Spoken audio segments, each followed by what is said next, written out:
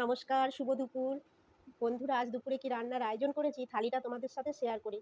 চলো, প্রথমে দিয়েছি সাদা ভাত, লেবু, আর এটা নিয়েছি থানকুনি পাতা বাটা। তোমরা সবাই জানো এর উপকারিতা। আর নিচ্ছি লাউয়ের খোসা ভাজা। এটা আমি কালো জিরে, কাঁচা লঙ্কা ফোড়ন দিয়ে আর নুন হলুদ মিষ্টি দিয়ে ভেজেছি। খুব ভালো লাগে খেতে। ফেলে দেওয়ার থেকে এরকম করে ভেজে খাবে, খুব ভালো লাগে দেখবে।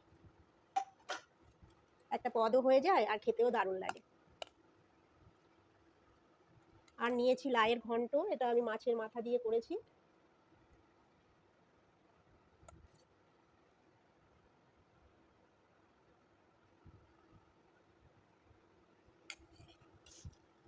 তারপরে আছে পাতলা মাছের ঝাল,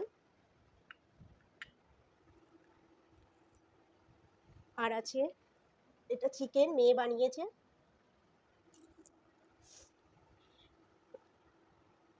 আর আছে 2 পিস আম,